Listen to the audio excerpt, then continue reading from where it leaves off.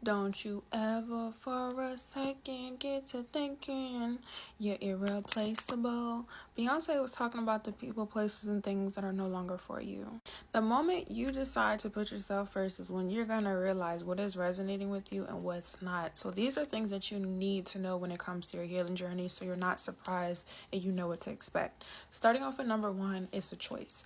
Everybody and their mother, as a kids, would like to say, does not have to heal or is going to heal. Just because you're choosing to heal, just because you're choosing to become a better person, doesn't mean that everybody else around you is going to. So don't be surprised that you putting yourself first may be shocking to people, places, and things that you once knew. Like, there is no time limit, so you cannot rush the experience. And honestly, you can't compare it.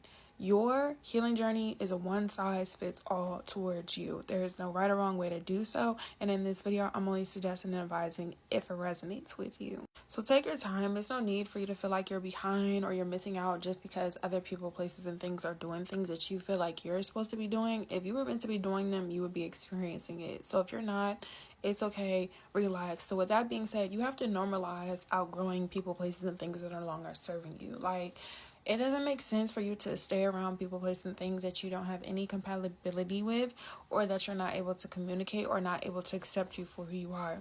When you choose to put yourself first, that means anything that is not of you, that's not helping you grow in whatever area of your life, whether it's spiritually, emotionally, financially, academically, however, cannot be a main priority to you. And if anything or anybody has a problem with that, you have to normalize creating distance or removing yourself. Just because you're creating distance, just because you're removing yourself, doesn't mean that you never not had love or emotions or feelings, but you cannot have an attachment to something that's not for you, and that's the reason why people have attachment issues.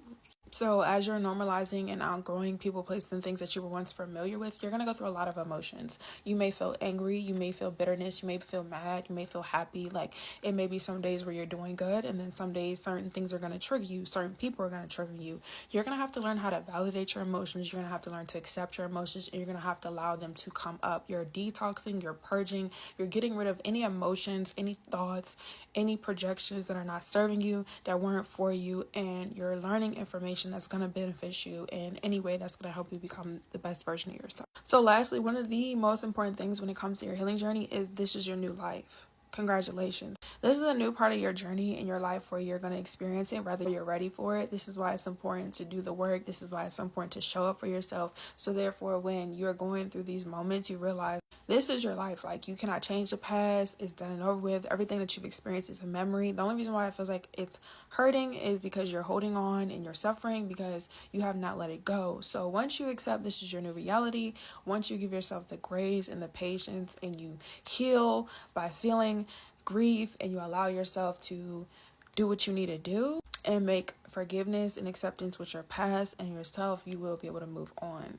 So the only thing that I ask you to do is let me know, are you serious about your healing journey? Like, do you really want to heal or are you not sure? And if you have any questions about healing, feel free to comment down below in the comment section. It's your favorite mental health specialist.